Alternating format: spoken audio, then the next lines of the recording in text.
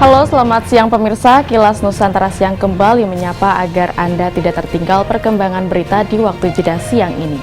Sajian 3 informasi siang ini kami awali dari Indonesia Timur.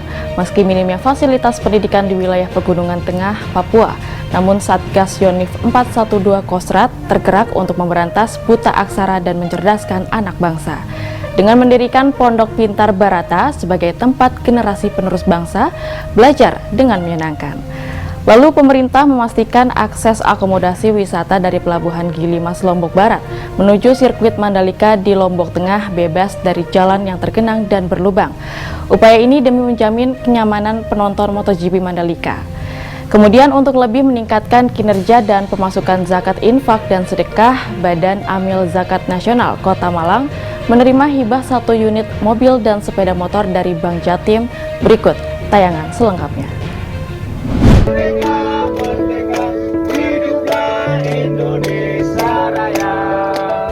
Keriangan begitu tampak di sini. Anak-anak dengan suka hati belajar sambil bermain bersama anggota TNI. Terbatasnya sarana dan prasarana di wilayah Pegunungan Tengah, Papua, khususnya di dunia pendidikan, mendapat perhatian khusus dari Satgas Pamrahwan Yonif Mekanis Rider 412 Kostrad. Memberantas buta aksara dan mencerdaskan anak bangsa pun menjadi program prioritas para prajurit ini.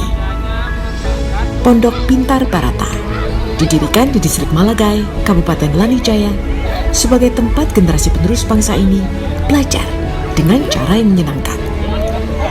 Pondok Pintar tersebut menyediakan berbagai jenis buku bacaan, miniatur pulau-pulau yang ada di Indonesia, miniatur pesawat, miniatur Tugu Monas sebagai simbol ibu kota negara. Selain itu di pekarangan pondok juga disediakan pojok untuk berfoto, lengkap dengan gambar badan beberapa tokoh pahlawan super yang dibuat oleh prajurit Satgas. Komandan Pos Malaga Yonif MR 412 Kostrad, Kapten Infantri Zulfahmi Kaidir Dapar, ditemui pada Rabu 19 Januari di Lanijaya, mengatakan terbatasnya tenaga pendidikan di wilayah pedalaman Papua mendorong prajurit TNI memberikan bimbingan pelajar. Dan untuk memotivasi anak-anak yang berada di sekitar pos pengamanan untuk menggapai cita-citanya, para prajurit juga telah menyediakan beberapa seragam profesi seperti pilot, perawat, TNI, polisi, dan ASN. Pintar Barata ini sengaja kami buat adalah untuk menjaga dan memelihara keceriaan anak-anak di wilayah ini. Adapun kegiatan utama yang kami usung dalam Pondok Pintar Barata ini adalah belajar sambil bermain. Adapun kegiatan yang kami lakukan antara lain yang pertama adalah kami mengenalkan miniatur kepulauan Indonesia bagi anak-anak generasi wilayah sini agar mereka memiliki bayangan bahwa Indonesia merupakan negara kepulauan yang terdiri dari Pulau Sumatera hingga dengan Pulau Papua. Sementara itu, salah satu orang tua Tendo Kiwo menyampaikan apresiasinya kepada Satgas Yonif Mekanis Rider 412 lantaran telah mendirikan Pondok Pintar yang sangat bermanfaat bagi anak-anak. Bagi anak-anak di sini mengucapkan terima kasih kepada Satgas 412 sudah mendirikan Pondok Pintar ini. Kapten Depari menambahkan, konsep yang digagas prajurit TNI adalah belajar sambil bermain, guna menambah pengetahuan sekaligus memelihara keceriaan anak-anak pedalaman Papua. Melalui Pondok Pintar Barata, pihaknya berharap anak-anak setempat lebih memahami tentang Indonesia yang merupakan negara kepulauan. Diketahui, distrik Malagai di Kabupaten Lanijaya, Papua, merupakan salah satu distrik yang hingga kini masih kekurangan tenaga pendidikan. Lantaran sarana dan prasarana listrik serta sinyal telepon seluler yang belum ada. Dari Lanijaya, Papua, Laksa Mahendra, Kantor Berita Antara, mewartakan.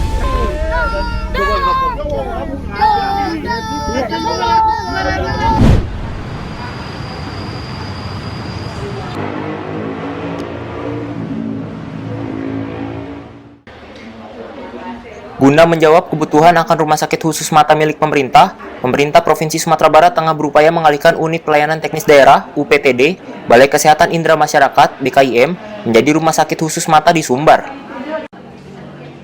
Wakil Gubernur Sumatera Barat Audi Zoinaldi usai peninjauan di Padang Selasa 18 Januari menjelaskan, selama ini fasilitas dalam pemeriksaan mata di BKIM Sumbar sudah memenuhi standar rumah sakit. Bahkan bisa dikatakan terbaik pada masanya, sebab telah banyak memberikan pelayanan mata bagi masyarakat. Saat ini sambung Audi, pihaknya tengah berkoordinasi dengan Ditjen Pelayanan Kesehatan Kementerian Kesehatan. Agar selambatnya di pertengahan tahun 2022 ini, setidaknya UPTD yang berada di bawah Pemprov Sumbar itu mendapatkan izin prinsip pendirian RS khusus mata. Terlebih, sambung Audi, keberadaannya bisa menjawab kebutuhan masyarakat akan rumah sakit khusus mata milik pemerintah. Meskipun harus ada beberapa pembenahan dan perbaikan, terutama untuk peralatan, guna mendukungnya menjadi rumah sakit tipe C. Juga secara biaya pun termasuk yang murah, Bu Dokter ya? Iya. Terjangkau untuk masyarakat Sumatera Barat. Dan juga melayani BPJS ya kan? BPJS juga. Tadi peninjauan bagaimana untuk fasilitas sendiri? Ya, beberapa pasti perlu ditingkatkan ya. Kalau sampai levelnya kita targetnya rumah sakit tipe C. Nah, tentunya perlu ditingkatkan fasilitasnya. Nah, ini kan beriringan dengan pengajuan kami kepada Kementerian Kesehatan, Dirjen Pelayanan Kesehatan untuk meningkatkan ini menjadi rumah sakit dari balai itu. Saat ini kita hanya ada 2 orang dokter spesialis mata, 1 orang dokter gigi, 1 orang dokter THT, dan kita memang butuh dokter mata ini 5 orang lagi. Kemudian dokter gigi, dokter THT, dokter kulit juga kita harus butuhkan, karena konsep daripada Kementerian Kesehatan itu memang brandnya di sini akan menjadi rumah sakit khusus mata, tapi 40% itu akan menjadi poli khusus kekhususannya. Avando menambahkan, saat ini pihaknya juga telah melayani pasien BPJS, di mana rata-rata setidaknya kunjungan pasien BPJS mencapai 30 hingga 40 orang pasien per harinya. Sehingga dengan beralihnya UPTD BKIM menjadi rumah sakit khusus mata, diharapkan tidak hanya memberikan pelayanan maksimal bagi masyarakat, akan tetapi bisa menjadi rujukan utama bagi masyarakat dari berbagai provinsi di Sumatera. Dari Kota Padang, Sumatera Barat, Fandi Yogari, Kantor Berita Antara mewartakan. Sumatera Barat, UPTD Bapelkes Sumatera Barat.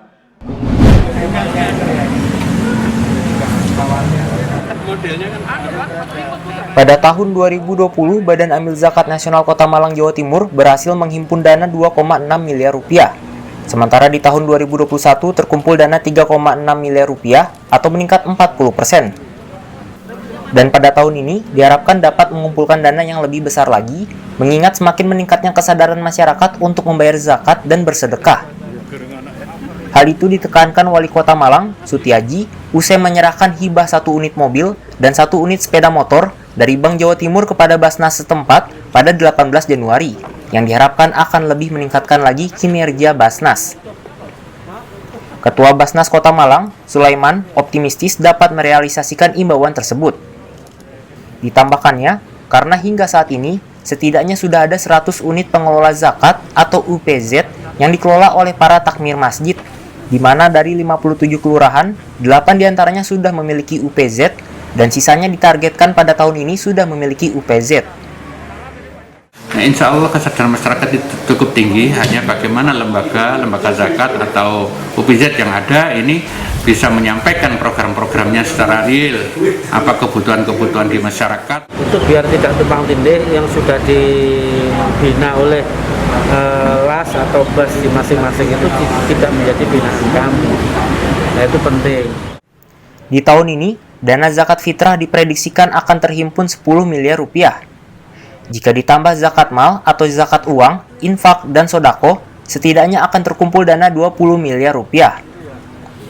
Untuk penyalurannya, akan menggunakan skala prioritas, yaitu orang yang fakir, miskin, bantuan biaya pendidikan, pemberdayaan ekonomi, dan bantuan bencana alam.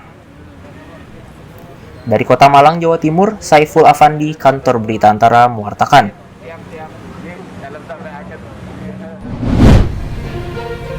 Pemirsa, untuk selalu memperbarui informasi, ikuti terus perkembangannya dari portal antaranews.com, dan ada pula program-program menarik yang dapat Anda tonton melalui kanal UCTV dan YouTube Antara TV Indonesia. Sedangkan rangkuman berita terpilih dalam negeri dapat Anda saksikan kembali dalam Kilas Nusantara sore pukul 17 waktu Indonesia Barat. Sampai jumpa.